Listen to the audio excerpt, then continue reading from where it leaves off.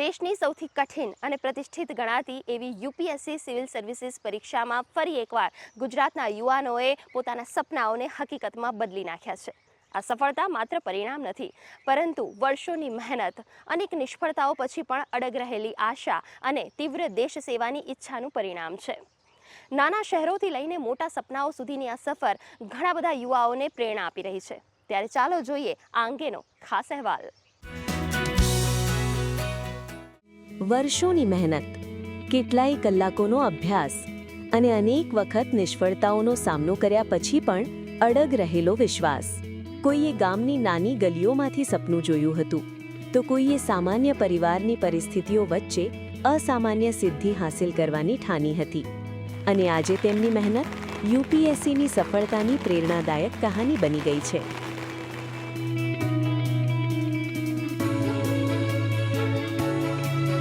આખા જર્નીમાં મને બી એક ચેલેન્જ મોટું લાગ્યું કે યુપીએસસીની એક્ઝામમાં આપણે બધા ગુજરાતના સ્ટુડન્ટ્સને બધાએ જોયું હશે કે રિઝલ્ટમાં આઈઆઈટી ને આઈઆઈએમ ને મોટી એમ્સના ડૉક્ટરો ને નેશનલ લો યુનિવર્સિટી એવી મોટી મોટી કોલેજીસના નામ આપણે સાંભળતા હોઈએ છીએ. અને ક્યાંક ને ક્યાંક આપણો એક કોન્ફિડન્સ બહુ લૂઝ થતો હોય છે કે યાર શું આપણે આ એક્ઝામ માટે કેપેબલ છીએ, શું આપણે ભણી શકશું સારી રીતે. તો મને એવું લાગે છે કે મારો એક્ઝામ્પલ જે છે એ આ બધાને જ જે છે મોટિવેશન આપશે એની માટે કે હું બી બહુ જ નોર્મલ જ ઇન્સ્ટિટ્યુશનથી આવું છું અને બહુ જ નોર્મલ ડિગ્રીનું મેં જે અભ્યાસ કર્યો છે. એટલે અલ્ટિમેટલી યુપીએસસીની એક્ઝામ જે છે એમાં કોઈ તમારું બેકગ્રાઉન્ડ કે તમે એલિટ ઇન્સ્ટિટ્યુશનથી ભણો છો એ મેટર નથી કરતું, પણ તમે ભણવામાં કેટલા સારા છો, તમે કેટલી ઢગસ અને ડેડિકેશનથી ભણી રહ્યા છો અને તમારી મહેનત ને તૈયારી કેટલી છે એ જ મેટર કરે છે.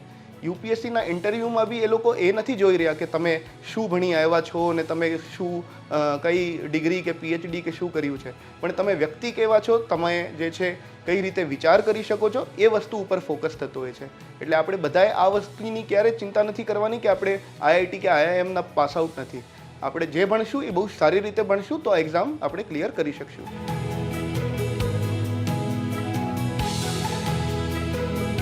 યુપીએસસીની આ જર્ની ખૂબ જ કઠિન અને લાંબી રહી છે.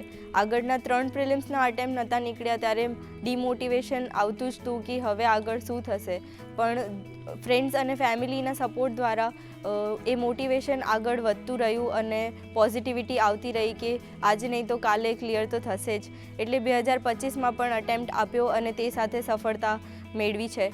પડકારો તો ઘણા બધા હતા, જેમ કે સીસેટનો પણ એક ઘણો મોટો ફિયર હતો કેમ કે મારું મેથ્સ બેકગ્રાઉન્ડ નથી. યુપીએસસીની આ જર્નીમાં પોઝિટિવિટી રાખવી એ બહુ જ ઇમ્પોર્ટન્ટ બની જાય છે કેમ કે પોઝિટિવિટી જ તમને આગળનું ક્લિયર પર્સ્પેક્ટિવ આપી શકે છે. હતાશાની એ લૂપમાં ફસાયા વિના જ્યારે આપણે પોતાની સ્ટ્રેન્થને એનાલાઇઝ કરીએ, જ્યારે આપણે ખુદ જાણીએ કે આપણે શું સારું કર્યું છે અને શું ક્યાં કમી રહી જાય છે અને લૂપ હોલ્સમાં પર વર્ક કરીએ, ત્યારે અંદરથી એક મોટિવેશન અને અંદરથી એક બૂસ્ટ મળે છે કે હા નીકળી જશે, આ ફેરે નહીં તો આવતા ફેરે નીકળી જશે, પણ એ પ્રયત્નો ના રૂકવા જોઈએ.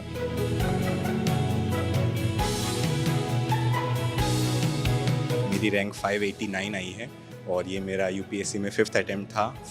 This was my first mains and first interview और ये रैंक पाके मैं काफ़ी खुश हूँ. I am hoping for a very bright future और ये जर्नी काफ़ी लंबी रही है, but after getting this selection all the hard work has really paid off today because I am a working professional. अभी मैं MHA में जॉब करता हूँ, तो जॉब के साथ साथ मैंने प्रिपेयर किया है. लाइक जब मेरी एग्ज़ाम्स होती थी तो उससे पहले मैं लीव लिया करता था और जॉब के साथ भी पढ़ता था मैम. ગુજરાતના આ યુવાનોની સફળતા માત્ર વ્યક્તિગત સિદ્ધિ નથી, પરંતુ તે બતાવે છે કે યોગ્ય માર્ગદર્શન, અવિરત મહેનત અને મજબૂત ઈરાદા હોય તો કોઈ પણ સપનું સાકાર થઈ શકે છે. અને કદાચ આ જ કહાની હવે અનેક નવા સપનાઓને જન્મ આપશે. ગુડ ન્યૂઝ ટીમ સાથે સુમન બોરાનાનો રિપોર્ટ.